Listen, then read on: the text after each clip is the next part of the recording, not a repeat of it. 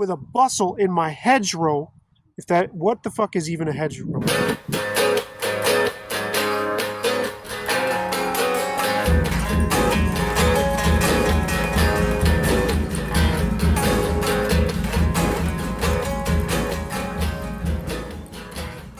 Hey, welcome to Feedback Def. I'm Sabby RK, the apostate music journalist. So Aerosmith has decided to call it quits.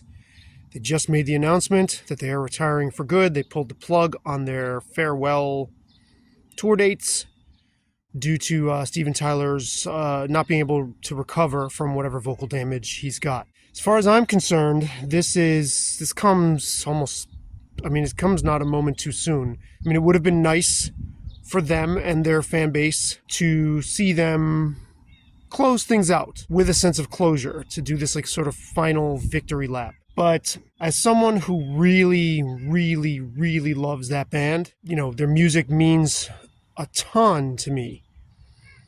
I feel like the last time they did anything that I was even interested in was over 30 years ago. It was 1993 with Get a Grip.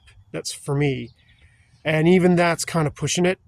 I mean, obviously their impact on classic rock is incalculable. They had that resurgence starting in 87. I actually start their resurgence in 85 because I love the album they did in 85 when they got back together, named Done with Mirrors. I think that record is awesome. That 4-album stretch, Done with Mirrors, Permanent Vacation, Pump, and Get a Grip. I think there's lots of vital material on those records. And then from there, I mean, what have they really done since then? They signed that mega huge deal with Sony, which Joe Perry talks about in his autobiography. Like, he acknowledges they never really delivered on what they were expected to for signing that deal. This is a band whose best days are long behind them. People sort of get sentimental about these things, but as far as I'm concerned, Aerosmith were dead decades ago. And, if you wanted to go see them one last time, what would you have been getting?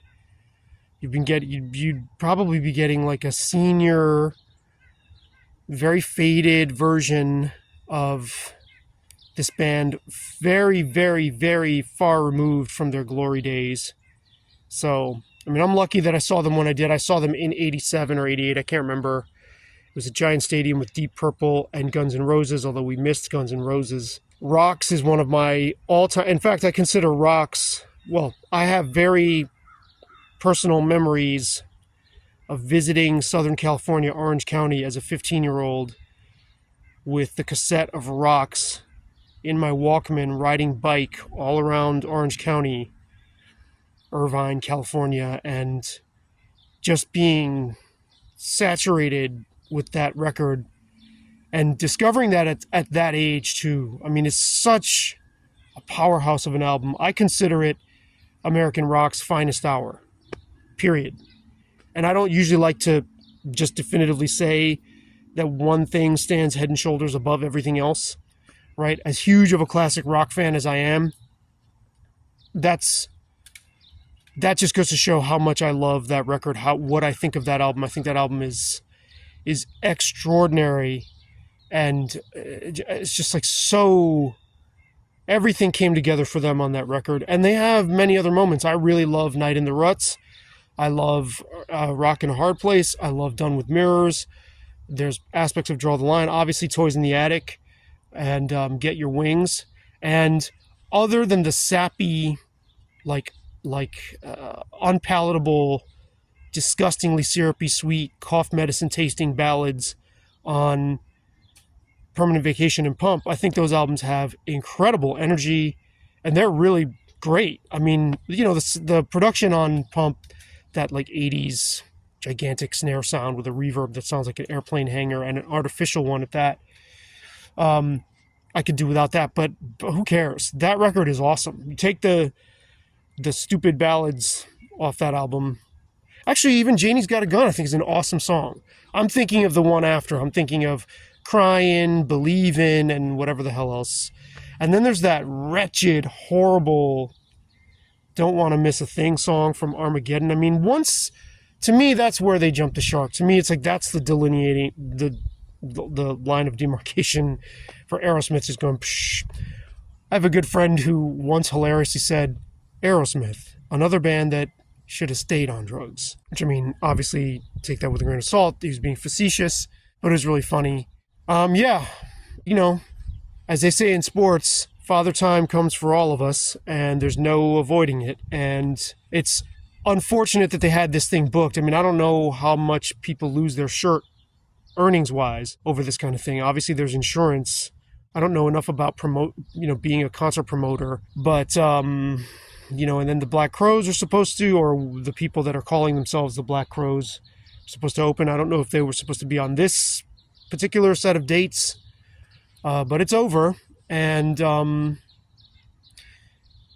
have another really good friend who's a huge Aerosmith fan, who talks about how in sports, we were talking about Mariano Rivera, the iconic Hall of Fame, hands down, like one of the most iconic baseball players ever, closer for the New York Yankees during their super dominant run. I mean, he stands head and shoulders above all of his peers. And his last game was in Houston, and it was kind of like an unremarkable. There was no fanfare to it. It was just kind of like, it just kind of went out with a whimper, kind of.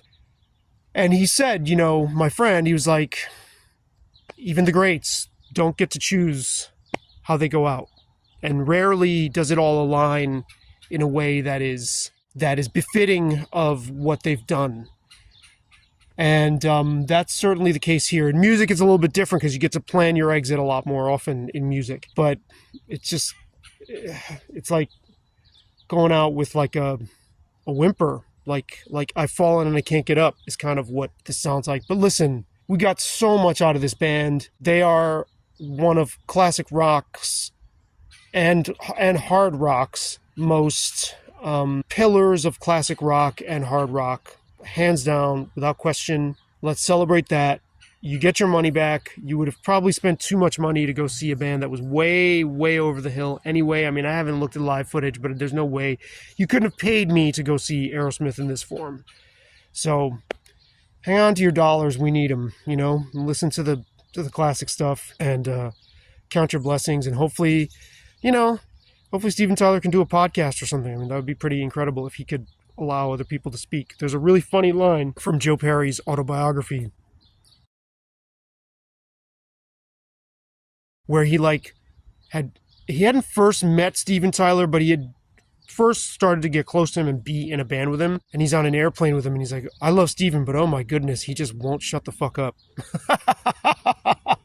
So hopefully he won't.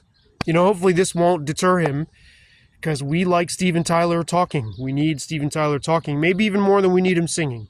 So maybe it's for the best. For Feedback Def, I'm Sabby RK, the apostate music journalist. Gonna go crank some classic Aerosmith. In fact, I have an Aerosmith playlist that I will link in the description below. Do not sleep on their lesser recognized records, from Night in the Ruts through Done with Mirrors. Even Draw the Line, although I wouldn't say that's lesser recognized. Do not sleep on those records. There's a lot there. That's my 2 cents. What do you think? What do you think of bands touring into their, old age, putting the rest of us to shame in terms of delivering physically something that, most people half or a third of their age can't do? But do they still have it musically? Rolling Stones fans would probably argue that the Stones do have it. But what about Aerosmith? What do you think? Let me know in the comments.